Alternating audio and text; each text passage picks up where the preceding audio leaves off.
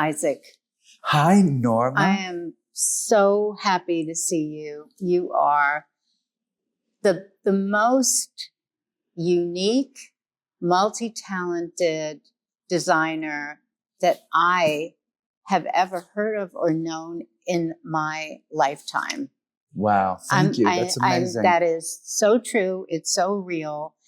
And you are like the most iconic person I know. I mean that. And we've known each other for a minute. Long time. Exactly. Long time. And so we've had a lot of time to discover others. Yeah. But no one has compared to Norma. Well, that's very sweet. That. But. So I think for everyone that has known you through the years, even fans of yours, have always known that it wasn't Isaac just the fashion designer, but there was other stuff going on. And I guess doing films and what in your kind of upbringing and influence in your childhood and everything, where did all of these other fabulous talents come from?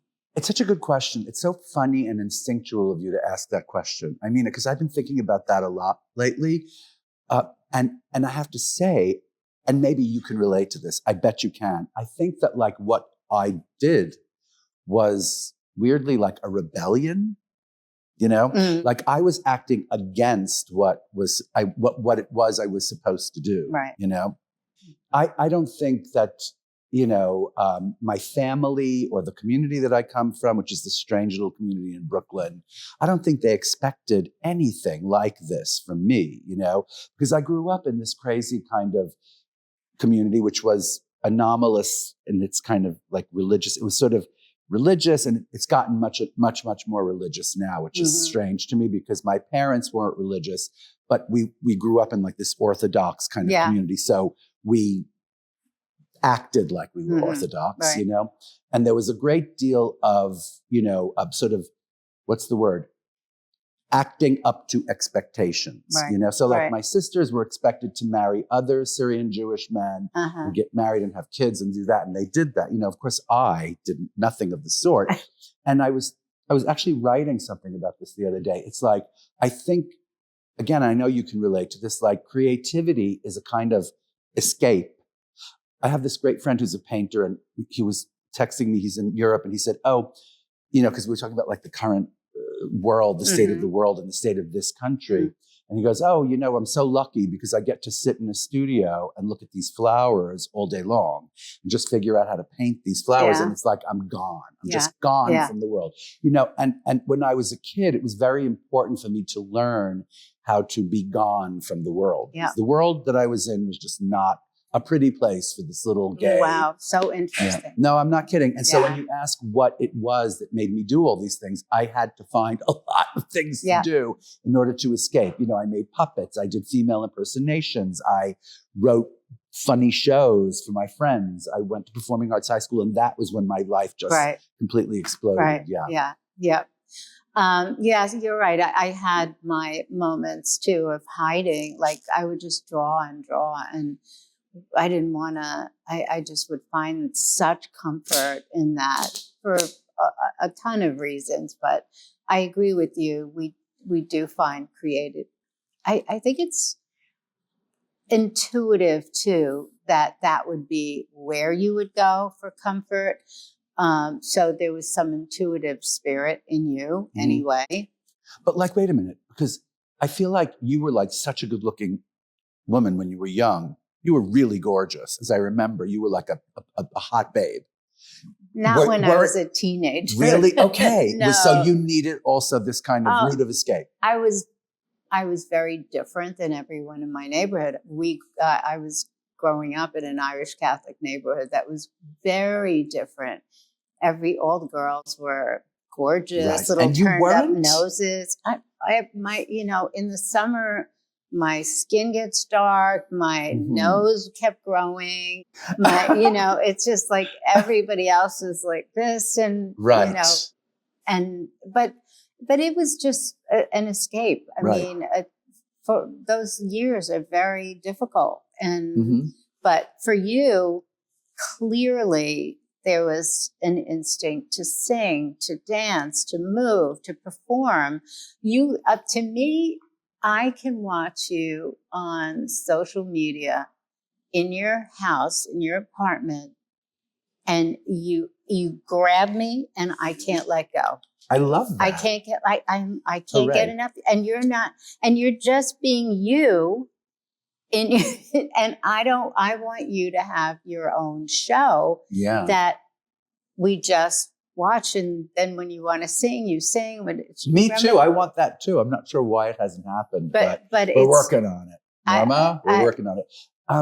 But I really mean this. It goes back to the privilege of being an outsider, growing up as a real outsider in a family and in a community that was painful. And so like the only way out was to go in and to figure out how to do all these things that diverted my attention until I actually saw that there was a world out there, and it's very difficult for like the people around me, like my family members, to understand why I don't really consider them kind of like the closest people in my life. Interesting. Because it just wasn't that comfortable, and I had to escape and I had to do that, And I tell you what, I think like a lot of times I think the reason that I went into fashion was because I saw it as kind of an easier way. Because I went to performing arts high school. I thought, oh, that's it. I'm going to be an actor, a performer, a singer, a dancer, know. And then in that class with all these gorgeous people who were so easily castable. You go like, oh, that thin, beautiful blonde person is going to get cast, and me, forget about it. So I thought, plan B here, right? And, my father was in the children's wear business, and so there was a lot, and there was an industry here at one time. Remember, in the 70s and the 80s, there was a real fashion industry, a real garment industry. And so I thought, oh, so much easier, because I can do that too. So much easier probably to get a job where your looks are not the thing. You just go, like how quickly you can run to the corner for a cup of coffee. That's the essential thing, or picking up pins, or being really good at sewing and pinning and making up clothes.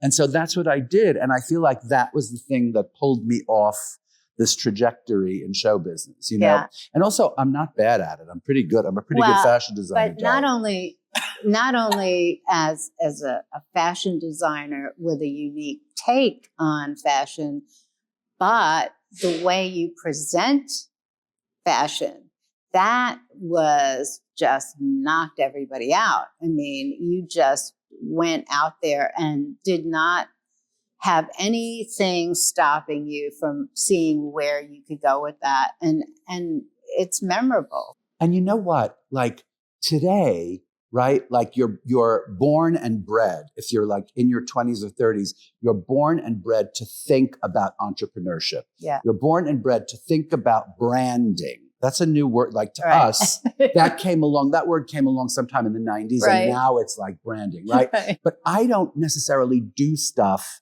to brand and to expand the brand. I just do things because they're interesting and I can do them. Yeah. And I love doing it. And I feel like you're probably the same. And by the way, like speaking of presenting fashion in different ways, like you're complicit with, you've been very innovative in the way that you've presented fashion too, So I think you understand. I think this conversation it's the authenticity. I think what attracts me to you and always has is that there is nobody like you. Nobody can copy you. Nobody can imitate you.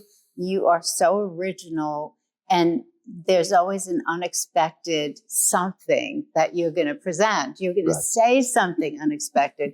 You can take your apartment and make it a wonderland of. I want to know where everything is. Who does that? Who has that ability? You have the ability to capture people in every way. And I think that is like truly what I'm meant to do. Yeah. Right? I think I am meant more than like, this or that or this or anything. I think I am meant to just be this kind of person who goes, here's the craziest thing you ever heard of in your life. That's a surprise, And honestly, like Norma, I think that has to do with writing. I've been writing a lot. I wrote a memoir that was a bestseller and it was great. And I loved it. And it was so great. Anyway, and that set me off. I'd been writing things and articles and columns, but that really, the long form writing thing also is such. So that's incredible. So you are a visual person, you're a performer, and then you write. And so there's in your mind and in your head, and I think you probably have to thank your parents, whether they resisted or not. Totally. There was nothing that you shouldn't be able to do. Yeah, I mean, a few things about that. Going back to this thing about entrepreneurship and who people are today, right? Like you're bred to think, okay, so I don't really have that much talent. I'll do this, I'll do that, I'll have a brand, I'll have a thing, I'll do QVC, blah, blah, right? And none of it works. It's all just, and sometimes like in the case of the Kardashians or something, it works, Amazing, or the influencer that really gets it together, like it works. But in our case, we are creatures of real creativity and passion towards something. Okay, that said, about parenting, that's the other thing. Do you have kids? I forgot. No, right? Neither do I. Shake on that, darling. And there's a reason, right? No, there's a reason, absolutely, because I would have been the shittiest father, mother figure in the world. Period, stop. But the thing is, like, what I notice about my friends who I adore who have kids, first of all, why, right? But second of all, okay, so you did it, right? And the way they do it is so different than the way we were raised. I mean, you want to call it neglect, whatever you want to call it. It was great. I mean, like I was in high school performing arts on 46th Street, right? And going for an hour each way on the subway, home and back on the subway for an hour on the D train, okay? Like squalor, darling, in the 1970s, right? And then literally dressing up on the weekends and going to Studio 54 and getting in because we were freaks. I mean, we were like these young freaks from Performing Arts High School, and they let us right in because we were all dressed up. By the way, that was one of the reasons that I got into sewing, because it was like, oh, if you can make these clothes, you can get into Studio 54. That's right. And the thing is, like, that was, again, an act of rebellion. And so you're saying, yes, your parents, and yes, I think it was their neglect and the kind of thumb, like, you're going to do this, you're going to do this. I think it was those things that insisted upon this rebellion, and I got to say, it's like a little bit strange that it's only after you kind of make it that people that were once very repressive in your life come out of the woodworks to support you, Isn't that funny? But I think whether it's the universe or whatever, we choose the parents we should have for this lifetime, whether it's to provoke opposition or they set the tone for what we're supposed to do. My stepfather, had a candy store. And I had to work in the candy store. And I thought, what am I doing here? In my head, I was, my head was everywhere else. And so I would organize the candy bars by color and so I was merchandising. It drove my father crazy. And yet, what are you doing? How many more candy bars did you sell once they were color coded? Okay, seriously. So it's like everything. That is beautiful. And of course, I'm lactose intolerant, so I couldn't eat anything. Oh, we all are, darling. We're all lactose intolerant. But you know what? But you once said this thing that was so smart, which was, now if I can remember, because I was going to bring something. Oh, you told the story about how you were working at Kamali with your boyfriend, and there was or your husband, right? Because I just watched this podcast where you were talking. I think it's a recent podcast, and you were talking about how, like, he betrayed you. And then this woman came into the back room and she was like, I have a couple of ideas. And you were like, that's it. That's it. No more. And you just went out and you branched out on your own. And this kind of forced you into the world. And she was a blessing to me. She was a blessing, right. The universe sent her to me to say, get the hell out of here. Can I ask you a question? Because when you talk about parents, like, I know that I get all of my style from my mother was, and by the way, I will never forget this when I was in Parsons, when you had first come out with your collection. So I'm not that much younger than you. You are. I'm not that much younger, but you had already established yourself as this maverick in fashion. And I remember sitting at the breakfast table because I had to have breakfast before I went to Parsons because they wouldn't let me move out until I was 21, till I graduated. Anyway, and the point she said, oh, Norma Kamali is amazing. I was like, is she? You're kidding. I mean, of course I think so, but you think so? Here's this 50-year-old woman telling me she thinks Norma Kamali. She's the Claire McCardle of that's what she said. So nice. I know, she said that. And I was like, what? She's right. And she goes, no, here's why. She's naughty. She's not too expensive. She loves all women of all races and creeds. And she's totally democratic about it. She's not a snob. Oh my God, your I was mother. like, this is my mother, fashion historian. So, but was there a person in your life who was this kind of like intense same mother? I was talking just recently about this collection that I'm doing, and this collection is sort of a tribute to classic films as the history of our American fashion, right? And such a perfect subject. My mother would, and I'm sure your mother did too, look at all these films for how to dress, how to wear her hair, how to do her makeup, and was influenced in a big way. And my mother had a hair salon when she was younger, and she would do Marcel waves. So I would clean the kitchen, do whatever, begging her, if I do all of this, will you do my hair in Marcel waves? And she would torture me to do ironing, everything. And then to do the Marcel waves. Wow.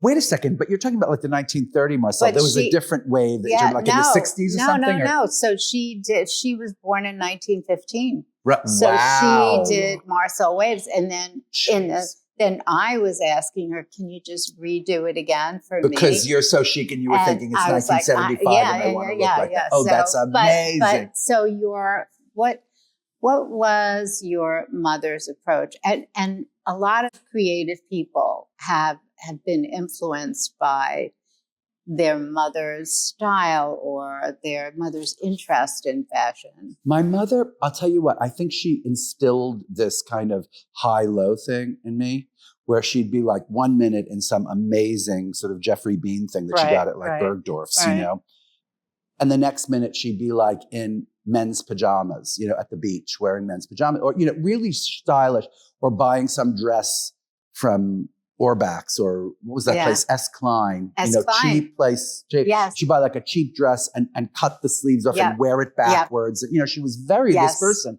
And nothing was like, to her, everything was kind of, you should consider all avenues. So she's totally cool. Totally cool. She was very postmodern before postmodern. Very cool. Yeah. I mean, also she had her hair done exactly the same way for 50 years. I had a joke with her where like, she'd say, you didn't notice my hair? I'd be like, that's because it looks exactly. So finally I'd walk in the room and I'd say, your hair looks amazing. What is it? She'd go, oh, and then she would realize, like it was this kind of thing we had. Oh, your hair looks great, But anyway, that's where did the singing begin? Like where did that come from? Was that performing arts or? No, it was, I'm telling you, this is the truth. I was in this community and this crazy, but my parents took us to see things. That was one really good, amazing thing about them. They took us to see Broadway shows and movies, and it was someone's birthday. And so we went to, I guess it was 1968, 67 or 68, and we saw Streisand and that would make me 6 or 7. Wow. And I was like, who is this lady? Wow. I love this lady. When you're living in this yeshiva world in Brooklyn, there isn't too much exposure except what's going on TV. That was a big influence. But suddenly on the screen, there is Streisand, and I'm freaking out. By the way, imagine me when I met her and made clothes for her later. It was like, what world? Please pinch me, know? Yeah. Anyway, the point is that I saw that, and those amazing costumes. Was it Irene Sharaf or something? Yeah. Those grapes with the purple and the green, and just all those beautiful blush tone beads and the hair, and the whole thing was so unbelievable. Yeah. And then it turned out she was Jewish. Excuse me, like I only knew Jewish women that wore skirts to here and wigs and So there's this incredibly glamorous Jewess, right? And I swear to you, that was a very, very early influence in what maybe. And so and then I got all her records. Like I took all of my allowance money when I was 10 and bought all these records of hers from the 60s, right? And I started to sing with them and I started to imitate her. And then I realized, oh, you know what? You know how to sound like Streisand. You can sound like Judy Garland. I mean, like every other, that's another thing about being gay, Norma. I think it's such a blessing in the end, you know? Yeah. Because it makes the formative years difficult and really hard to figure out. And then you figure it out, baby. And you're like, this is what I love, you know? And this is really my family. This is my, what do they call it? Tribe. Yeah. My tribe. You really find a tribe. And I'm sure as heterosexual, there's something about that resonates. Yeah. And I'm not going to say but because there's no but I will say that like as a gay person, it's just the focus is so laser. It's like, oh, Streisand, go. Liza, go. You know, Judy Garland, go. Right? Yeah. It's a crazy thing. Yeah. So that's what made me want to sing and do all that. It was female impersonations. Yeah. Interesting, because for me, my most intense friendships are with gay men because we have so much in common. Right. So much. My friends through the years, some who were not with us, the intensity of those friendships was like baked in. And that to me, I can't match with, and I have a lot of female friends. It's a different. Yes. And I can't explain it. Well, one, they don't want to fuck you. That's a big difference, darling, right? Come on. I mean, that makes a big difference when you don't feel like somebody's leering at you the whole time. I mean, unless you want them to leer at you, which is a big distinction. It's the creative part of it. It's that part of it, that there's a aesthetic, there's a different, and obviously they're all in some way in a creative field that I'm a part of, or I feel a part of.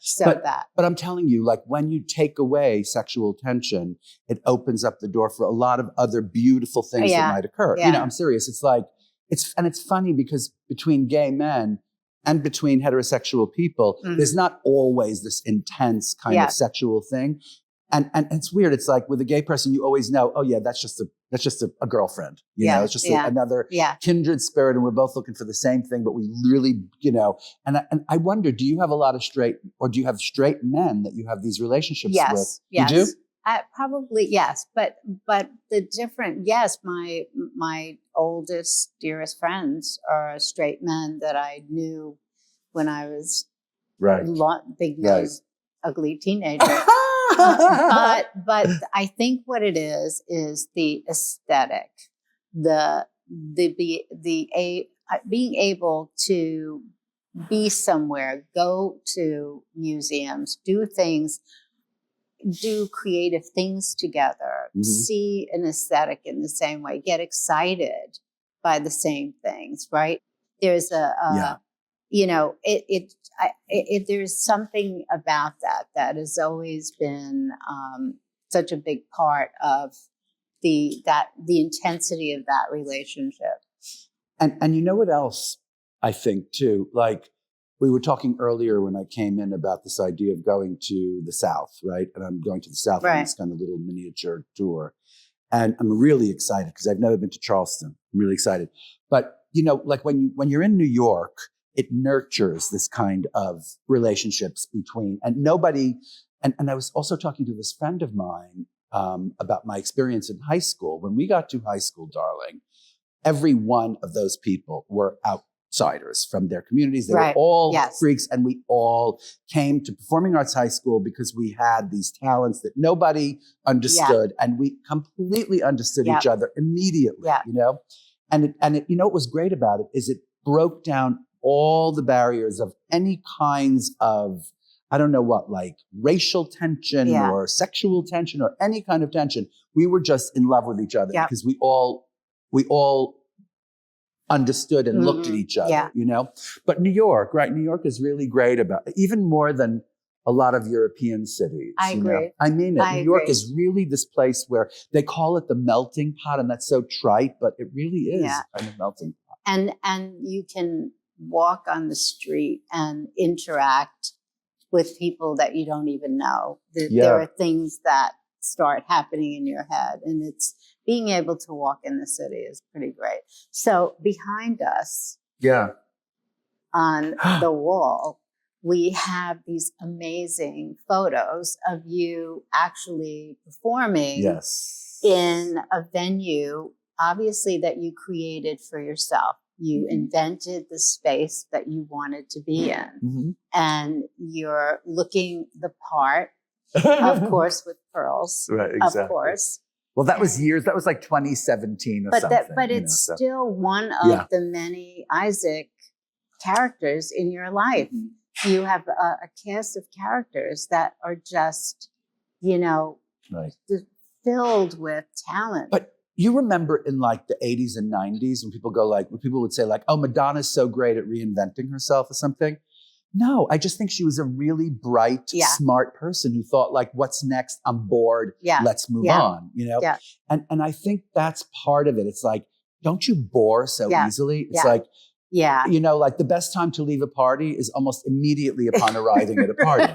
I swear to God, unless it's the greatest party in the world. And then, I'll stay. Yeah. But I think it fits into that, being disruptive at the right time, knowing that it's time, the minute you're feeling too comfortable, time to disrupt. But you don't think of it that way, do you? You don't go, oh, time to disrupt. You go like, no, I've had it with this lady. I am, it isn't this thing going, this isn't an intellectual thing going, it's in a 2 feeling. years I should probably, or right now I should really, you just go like, that's it. I can't stand this. And you act, That's exactly right. But I mean, here's this, look at this face fits into this character that was doing these things, and which is a different person than the fashion designer who's doing something else. And I also think your personality, just your being, that from the minute I ever met you or heard you, is so engaging that you totally enveloped the fashion industry, not just with your designs, which were so unique and special, the way you presented them, but then the way you would communicate, humor especially. I just fall in love with people that are funny. Me too.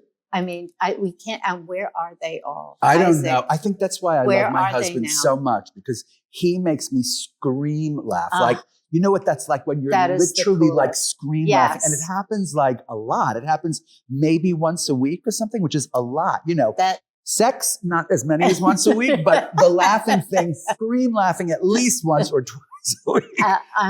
Laughing is pretty cool.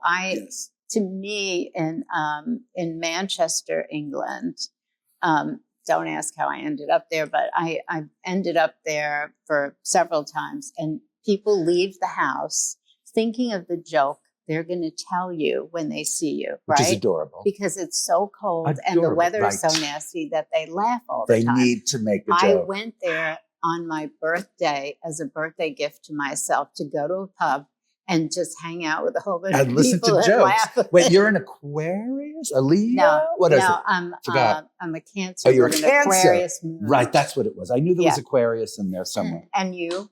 Libra with a Virgo ascendant. Wow. Wow. And a Sagittarius moon. Wow. What's your moon? Aquarius. Oh, Aquarius, right, you said that. What's your ascendant? Pisces. My father was a Pisces.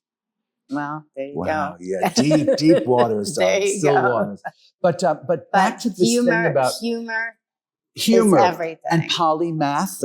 When you say someone's a polymath, sometimes it can be like, of course, being the crazy Jew that I am, I wake up every day going, could you do one thing and just make $1 billion? And just stop with all this bullshit. Why did you walk away? You walked away from her. You walked away from that. You walked, because keep walking away. Because it didn't feel right. Right. And then and by the way, my best friend, one of my best friends is Mark Morris, Oh, one of the great geniuses. that's right. And he does that thing, and it's the most gorgeous thing. Or Sondheim was a really good friend of mine. He writes those songs, those beautiful shows. And he used to say to me, "Oh, you're a polymath." And I couldn't tell if he meant that as like, "Oh, you're a polymath. Yeah, you're a polymath." Or, "Darling, you're a," like, he seemed to be, sincerely, but of course me, the big paranoid Jew, going, "Yeah, thanks, I'm a polymath. Thanks a lot," But I don't think you can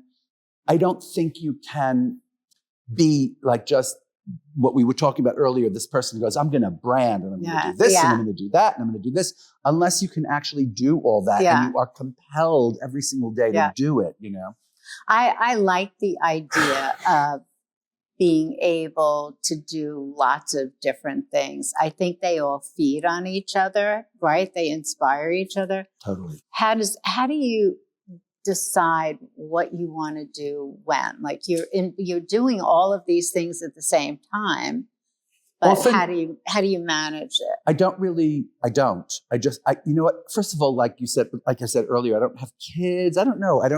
My husband and I are rarely in the same room at the same time or the same country. I don't really have those things in my life that other people have, And so there's plenty of time for me to just sit there and go, okay, what needs attention right now, And also, I have to say, it's like, my attention wanes and I go like, I'm just not interested in that right now. I'm actually funny. I'm kind of like interested in fashion more and more these days, only because I feel like there was a thread lost. And when I walk in here, I'm so, encouraged. Like, I think this looks so great, Norma, because it's just like incredible clothes and there's a wit to it and there's a simplicity to it and they're clothes, it's like, but if you walk into any store, everything is like some huge construction, right? That you can't wear outside of a red carpet, right? And you can't fit into it because everything is literally, I'm not kidding. I don't fit into, I mean this. If I go to Bergdorf shopping, there is no size that fits me. Whoa. I'm not kidding. When I used to go to, I was like 60 pounds thinner when I was a kid, right? 60 pounds thinner. But, and even then it was like, I was an extra large at Barney's. I weighed 160 pounds and I'm 6 feet tall, 6'1", 6 feet tall. And I would have to wear an extra large at Barney's. I just don't understand who is buying that stuff, Right. Barney's, goodbye. I love Barney's, but you know what I'm saying? It's like the thread has been lost. Because I remember there was a time when you really did have to sell clothes, Yeah. And I think handbags and shoes are really what are the things that sell. Mm-hmm. But I don't do handbags and shoes. Me either. And I tried and I did them and they were great and there was a trajectory and then someone dropped the ball and they were gone. Yeah. I mean, I enjoy doing clothes. That's why I do them. And I feel the customer is really who you have to know. Like, who is that woman? Interestingly enough, my customer is the base now is 25 to 35. Woohoo! That's incredible. Can you believe it? Yes, I can. How did that happen? Excuse me, Claire McCardle, darling. My mother was right. I mean it. Young, hot, smart women with like limited cash and unlimited imagination and unlimited sort of life. Yeah. That is so inspiring. It is. It is a good time for you to think about fashion because I think the industry is under duress, as you know. Me too. I think so too. And that freaks me out because it's such an industry that I love so much. You know? And can I ask you, this is maybe a side conversation, but like, where do you sell most of your things? Do you sell them through a department store or through online, or do you have a store? You just said you sold 56th Street. So I decided in probably around 2015, that I did not want to be in any department stores. I did not want to go down with their ship. They were running things, doing things that were not that weren't going to help me. Mm-hmm. And I didn't have I own my own company. I don't have a big company paying bills for me. I have to be responsible. So I said, that's it. And so my CFO said, "Are you crazy? What are you doing? How?" They always say that, and right? Are you crazy? Yeah. And so I said, I'm going to figure out how to understand e-commerce. And after I did the Walmart, that I did that for 3 years, I learned everything there. It is the most incredible company. And we were the top women's brand on their e-commerce site. And I said, this to me is really what I need to know.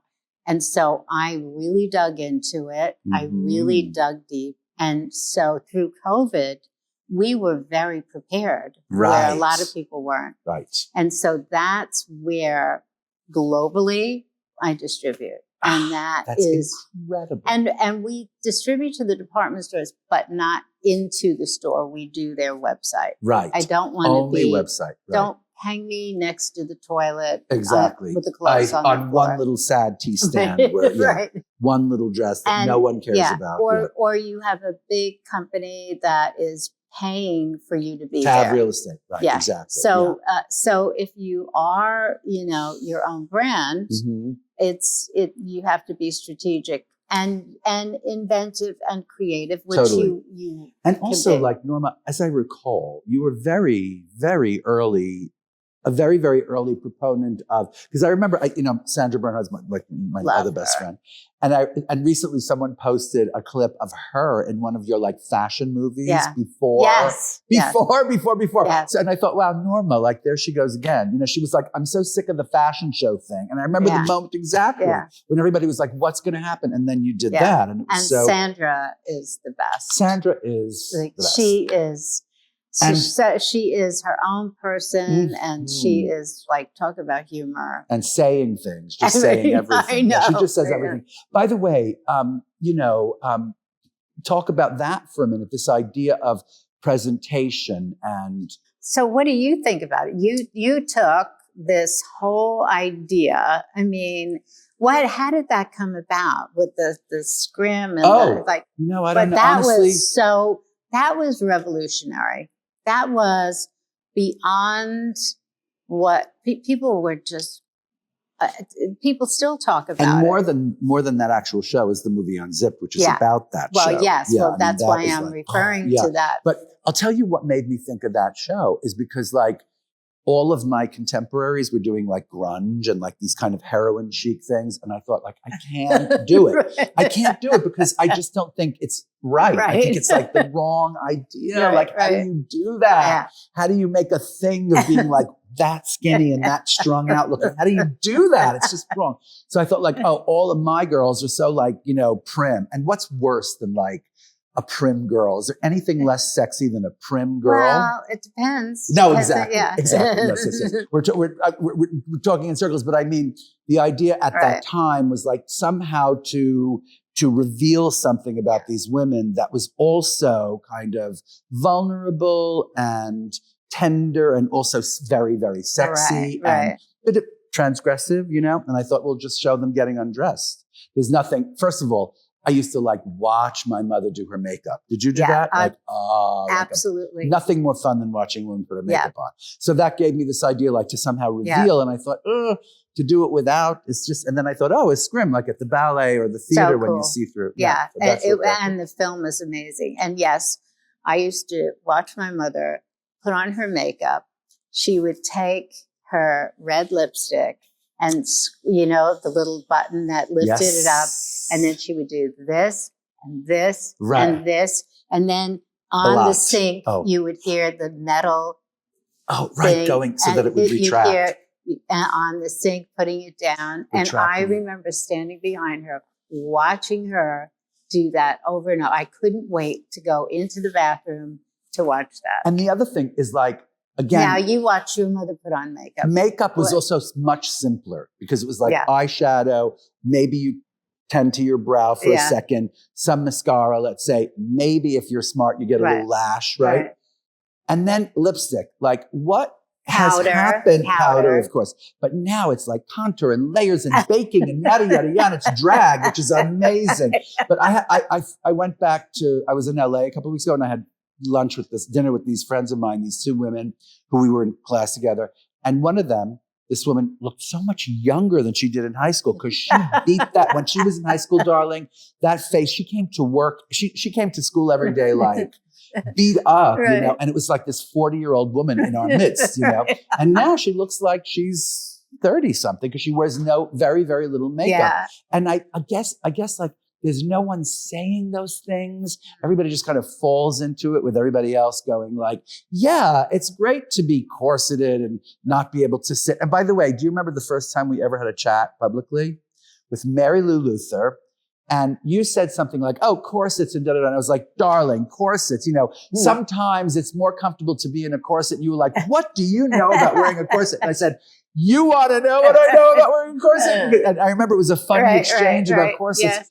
But there is a kind of like, there is this thing going on right now that unless you are just snatched and beat and fierce and whatever, you're nothing, you know? And yet, like, if you ever see, I don't know who without makeup, they look so much younger. Yeah. Just in a sweatshirt. Yeah. No, I agree. And I will say, you know, we touched on the Kardashians. Mm-hmm. I believe the impact of the Kardashians on culture in every way is supposed to be happening now. And I've thought about it a lot. First of all, the echoes of they are Kris Jenner is a genius. I agree. And by the way, that face work, done. What if was you could that? Introduce me to that face. No, that is beyond. I don't like face work, but that is really good. She looks great to me right now. So she looks great. I agree with you. And I turn 80 this month. No. Yes. You're 80 years old? This month I will be. Norma? And so I've been thinking maybe I should get a facelift. Maybe this is when you do it, right? So I did a lot of research and I looked around, kept thinking, is this what I want to do? Do I want to do it? And then I see this masterpiece. And I think, oh my God. Who's that doctor? I've got to do that. But then there's a part of me that says, I think she looks gorgeous, but she looks different. Everybody that has a facelift looks different. Yeah. And so there's a part of me that has this authenticity brain. And then there's the other part of me that thinks beauty and, you know, perfection is everything. So I'm in this kind of place where I don't know. So, and I haven't done anything, and I just did Botox, like a little bit. And I haven't seen any difference, quite frankly. Right.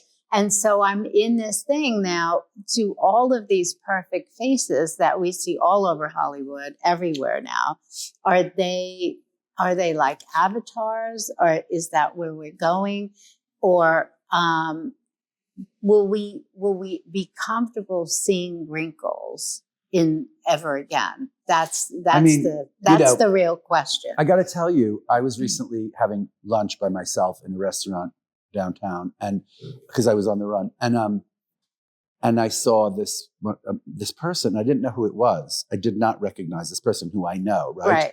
And she was with another person, and she's a model. And I didn't say hi because I didn't recognize her. I swear to God. Right. And then when she left, someone asked for a picture. I was like, oh my God, that is, and if you could see the face, right? And she's a woman in her early 30s, maybe. But the face, I swear to you, I thought it was like when I glanced over, I thought she was having lunch with this person. I thought, oh, that's his agent, right? She has to be his older agent. She's in her 50s, that woman. She's in her 30s, and she looked like the way her face had been touched, right? Between the surgical remake and the Botox and the lifting, really it gave the appearance of a woman 20 years older, you know? And so this idea of perfection, we really have to go back and say, like, what are we talking about? That is so not... And the young people are getting more and more into these crazy skin routines and crazy procedures and lifts and things in their 20s. And Botox I don't know, darling, and okay, I'm okay with that. However, I don't know. there's this. I don't think people will care so much about your authentic look, right? I'd never had a nose job, even though it was such an issue for me. I would sleep on my nose so it would turn up, really? be like everybody else's, right? But I wouldn't do that. So no. The thing is, and we are all about perfection, right? No. Even in the accidents that happen in fashion, there's a perfection that comes of it, but it's different from creating something. Right. I think like our expertise lies in the perfection. It's a different kind of perfection. It's not necessarily that synthetic a perfection. Right.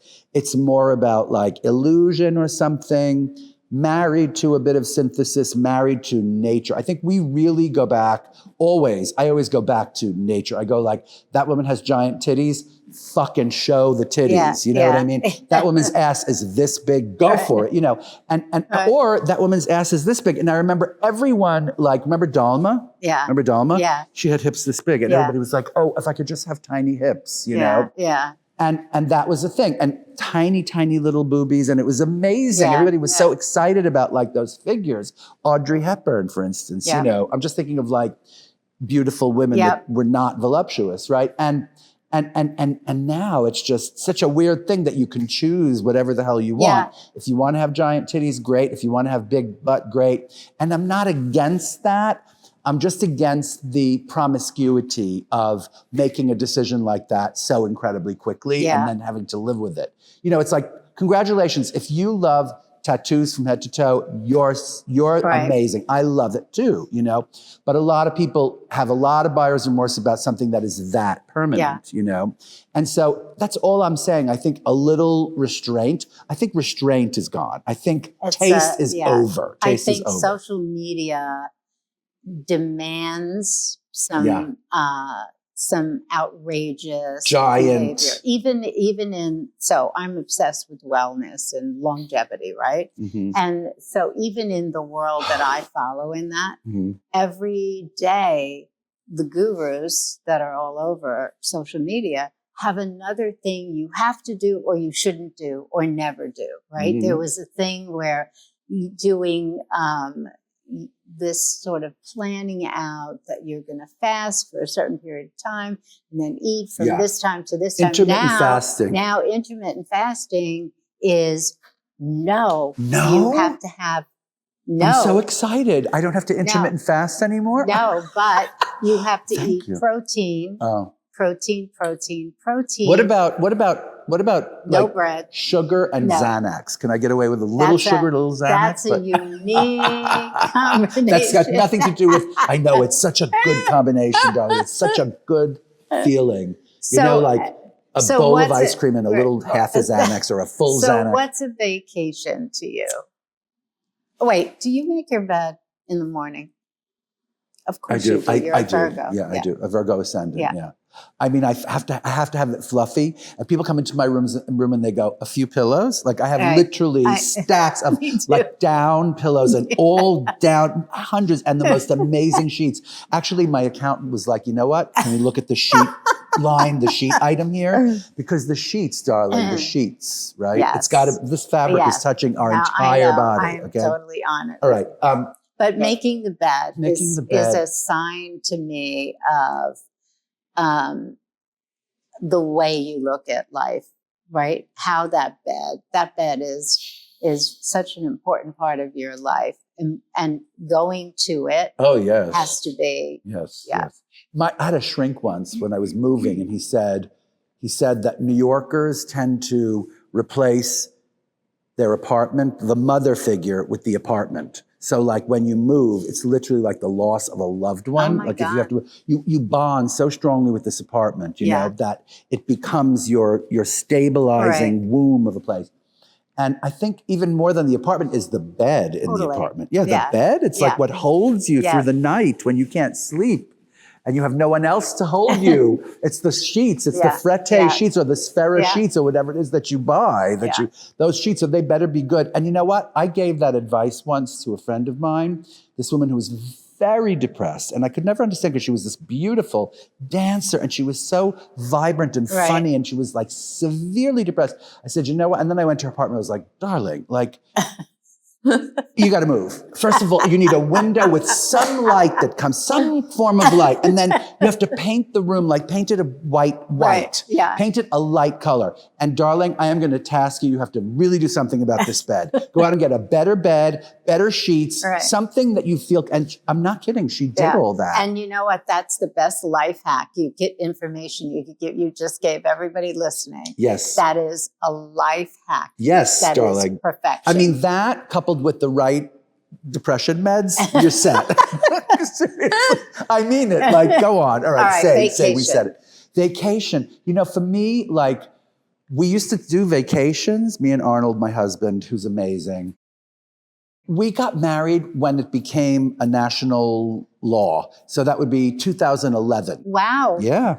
And we were like together for many years, on and off, mostly off. And then we got back together in, I don't know what, 2007 or something like that. And then we got married in 2011. And what was I going to say? Something about vacation. Oh, vacations, right? And you know, we went away a few times together, which is kind of like, ugh, right? Like when you go away with someone you adore, you know, you want them to then you're responsible for their experience, and they feel responsible for your experience in the room, and then we have separate bedrooms. Firm believer in separate bedrooms, darlings. For sure, separate bathrooms. Separate, okay. Yeah, if you can't do the separate bedrooms, you have to do the separate That's bedrooms. what I think. That's absolutely. I don't want someone in my bed other than my dog who is snoring while I'm staying awake. No. But anyway, the point is that, so now you're in the same bedroom. I'm not kidding. Once I was in Europe and I was on Ambien and they found me in the lobby talking in an English accent. I'm not kidding. Of Claridge's. And the next day we took separate rooms. I was like, that's it. We can't be in the same room. So, and he would like lock me in for the rest of the trip until I got home. I swear to God. And the point is that, you know, it's like vacation. So now either like I take a little minute by myself or he takes a minute by himself, or the best thing is when we have time together in our little house in Bridgehampton with our dogs. It's so heavenly because it never happens when we're together with the dogs for like, I don't know, 4 or 5 days. Like that is my dream of life. For us too. So I got married in 2023. Nice. Ian Schrager introduced me to good my old husband. Ian. Yeah. Weren't you guys? Yes, we were. I know. And he's my best friend. But he said, he's a great guy. I have somebody I want you to meet. And I thought it was for business because he never, ever thought of introducing me. And so this guy shows up and I'm like, I don't know, Ian introducing me to someone, this can't be good. Anyway, so we got married and our favorite thing is we're in Amagansett and, we have a little dachshund that he's finally learned. What's their name? Well, Wally Kamali. Nice. Yes. Wally Kamali. And yours? What kind of dogs? Oh, we have mutts. I have one that's called Kitty, and she's a border collie. She's mostly black and white border collie. Right. And she's, 50 pounds. And then we have another one who's supposed to be like much smaller, but he grew and grew. And he is so wonderful. His name is Giorgino. Oh my God, he is beyond. He's sort of this brown and white. He's part dachshund because he has this very long snout. Right. He's just amazing. And he has like dachshund sort of beginning to have dachshund ears. Yeah, exactly. Yeah, I mean, there's supposedly information that dogs, especially, are developing more of the human behavioral, and there's been a lot about that actually. We've actually on the same exact don't you believe algorithm, because absolutely. And also they say this incredible thing about dogs and how they empathize with humans to such a degree, much more than any other human could possibly do. By the way, another life hack, okay? Like what were we saying? Sheets, really nice apartment or whatever you can do to paint. Not even nice apartment, just a window and paint and a good bed. And a dog, darlings, a dog. Totally. all of the people I know who have had kids and now the kids are off to college are loving their dogs like they can't even imagine how much they could love their dogs. Listen, I say this in my act sometimes, which is like, every cute puppy grows up into a very, very cute dog. Yes. Whereas cute kids don't always grow up to be such cute adults, darling. Well, so I'm not kidding. We invest in dogs because we love them and it's just a special thing. Well, unconditional love is a pretty special characteristic, yes, especially between humans. That's a hard one. I don't know where you get that. If I wasn't privy to that thought. So what made you think about not having kids? Was there a point where you thought, no, not for me?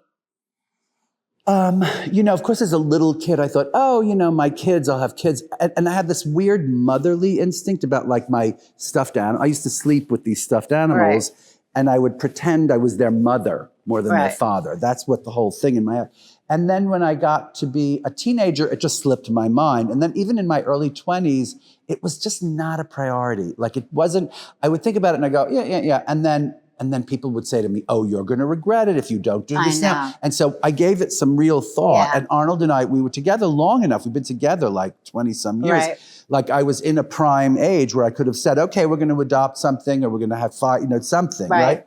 And by the way, I think I would have been a really good parent because absolutely, I'm not kidding. I wouldn't let that kid do whatever it was supposed to do. Like I believe in that, but I just didn't. I thought, forget about it. You'll get into something and the kid will go off and that's it. It's over. Yeah. I think at times, for me, everybody would, well, when you grow up and have kids, no, I knew. Really? No. You just knew. Yeah, I knew. Like Katharine Hepburn. Yeah. Did you ever see those interviews where she's like, I would never, blah, blah, I can never, right? Yeah. And she just knew she was too either. And she was great. She said something like, I'm too much of an egomaniac to like, congratulations, that's part of it, But I think knowing that there are so many things you want to pursue, that there's a spirit in you that you want to fulfill, and it's selfish to do that if you have children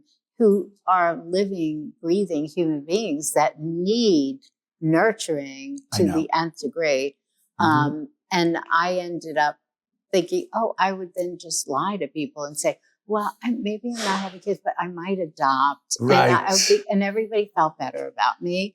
And then I thought, there's a lot of pressure. I know. That's the other thing about being a woman that everybody expects that whole thing. It's not, And then try to explain to certain people that it's not for every single woman. And they feel bad for you and they pity you. And it's such bullshit. Yeah. It's like, but I do think children, like you would be and could still be a very nurturing source of inspiration for children. And I love being around kids and spending time. I'm sure you do too. Absolutely. And entertaining them and having conversations. I love doing podcasts with young girls. Well, every Christmas. Really? I want to watch those. Every Christmas, around Christmas time, I do this thing at the Guggenheim, which is this production of Peter and the Wolf for kids, and it's really amazing. And I get my kicks watching these kids react to certain characters in the show, the wolf and the bird, and it's amazing. Yes, yeah. It's really amazing. See, I think that there is that part of it that's a lot of fun to influence kids. But it's different for kids now because so much of their lives are attached to the digital information and the inspiration and that kind of feeding off of people. It's very important that we make sure that happens. I know. I mean, I have to say, or it's very important that we prepare ourselves for what's coming. Yeah. What do you think of AI? I don't think there's a way to avoid it. I don't think there's a way to avoid this digital creation and this idea of social kind of interaction through synthetic. I don't think there's a way to avoid. No. That's the future. Right. And I'm not really sure, again, as like a person who didn't parent, but as a person who knows people who parent, like you can limit your kid and go, no, don't do it, but they're going to find a way. They're going to do it, So no matter what you want, but also like everything else, I think it will peak and then maybe start going away. Like, remember TV? Like, I wasn't allowed to watch TV. My parents were like, excuse me? And it was the one thing, I'm an insomniac from the age of 12. So like for those years, I was alone with the television set most nights, watching crazy movies till 4 a.m, And they said, no, you can't. I think maybe it's the TV that's keeping you awake. We're going to take the TV. And I couldn't function until finally they gave me this TV back, right? They had to, but it peaked. And now TV is not, what the hell is TV? TV is streaming. It went to another. So I think like AI eventually will probably give way to something even more terrifying, Yeah. Luckily we will not be around to see that, Norma Kamali. So the thing, I'm obsessed with AI, by the way, but, and my interest in AI, because like you said, you can't avoid it. The train left the station. The train is gone. It is a reality. But in the research and all of the work that I've been doing, one of the things you can ask AI is, are you creative? Can you be creative? And AI will tell you they can be creative if you give them something to be creative with. So it is not the originator. Right. The other thing is, if you ask AI if it has emotion, a soul, spirit. What does it say? No. No. Well, good. That's now. So that's right now. No, but you need that, and not every job or like AI can copy you, but it can't originate a thought. Like, it doesn't have your history. It doesn't have your lineage. It doesn't have all of your experiences that come up with these wild things. Darling, the more terrifying bit of it is that they're probably developing that part of it now. And like Hal, remember in 2001: A Space Odyssey, Hal, oh my God, right? Yeah. He thought he was going to run that show, right? But then the other thing I think about content, right? Content. Right. It's like, that's what these giant studios and distributors need to remember. It's like the reason they're making shows now is just to attract subscribers. They don't care if they're good or bad. They're just doing it because it's like, but ultimately that can just be synthesized. The issue isn't, a story about The issue that we can hold on to, the thing that we can hold on to, Norma, you and I and artists, is this idea of like poetry, or whatever part of the process that we find poetry in. That AI, I don't care how sensitive and I don't care how intelligent they make it, they do not have that, will never have this thing to generate this kind of thing that you don't see coming. I don't know if you read Proust. You ever read Proust? I am obsessed. I reread it. That's all I do. And are you kidding? No. And the thing is, like, when you look at that 7,000 page book, right? Wow. Any editor would look at that today and go like, no, right? But now somehow it got self-published and it became this huge, and if you look at that work, you go like, okay, somehow that pushed through what the other novelists of that time would get pushed the damn way through, and it became this font of beauty and font of intelligence and observation and whatever the hell else it is, and the greatest novel ever written, if you ask me, right? So don't worry about, like AI, I'm obsessed with it too, because it's like, wait, is that Taylor Swift? Right. No, oh my God, No, but it who can't, cares? Because Taylor Swift has a kind of poetry in her that you can't. It can't, it won't. Right. And if you ask it, it'll tell you that it can't. It doesn't have emotion. It doesn't have feelings. But I bet if you said to it, write a Taylor Swift song, it could, absolutely. Right? That's what I'm saying. It's like, so if you say to some executive at Netflix, do a show just exactly like this other one that was so successful, it will do it. It can do it. But I don't think it can find the Proust. I don't think Proust can happen just because of AI or network executives who think they're smart. I think the most successful things on Netflix, which Netflix to me is going kind of in like, remember those women's stations, Lifetime TV. Yes. It's like Lifetime TV, right? Excuse me, I made a series for Oprah, for Oxygen. Yeah. So that was a women's network. Yes. Go ahead. Yeah. But I'm talking about Lifetime TV Yes, movies right. where Yes. there's a Where it's boyfriend is or bad, Hallmark, he's going to or- go yes. to jail, Mhm. that, you know, those stories. Love it a little. I love it a little. I got to tell you. Yeah, of course, they're addictive. Yes. But the ability to do like even more, I think just following your whole, like from your home to everything you do would be a series that would be like another addictive Me kind too. of thing. I agree because with you. All right, so we want to Neil, find home are you base. there? We have to get that done. You're right. Of course. Yes, absolutely. Like it's so needed now because there's a human aspect to Mhm. having that connection. Anyway, I agree with you. I'm okay. I'm on it. Norma, thank you for directing my entire life. no, that way. I have very good instincts about these things, Me too. and I All think right. that's what people want and need. It's like this human, Yes, and a good version of that. unpredictable, You an know, unpredictable right? kind of. Yes, unpredictable, and not about like vicious fights No. between, or not about like, you know, a skid mark on somebody's, Right. you know, like not Yeah. about like scary, No. common, terrible things, but about Yeah. actual things like cooking and Right. decorating and Yes, exactly. everything Mhm. that you do. So, I mean, if you were to define your purpose in this lifetime, what is it? I mean, you've got so much. How do you synthesize that into your purpose? Good question, darling. Can I write you in a week from now and think of the answer? Really? I don't know what my purpose is. My purpose is to live every day and kind of do what I think is interesting, and hopefully that sort of resonates with others, you know, in whatever venue, whether it's, you know, fashion or my show or my Instagram feed or whatever it is. I feel like that's my calling. You know, my Hebrew name, Yitzchak, right? Isaac, Yitzchak. Right. It means laugh, to laugh. Ah. Yeah. So I feel like humor is Yes. a really big Yes. part. And I'm not sure what came first, like my name or my personality, you know?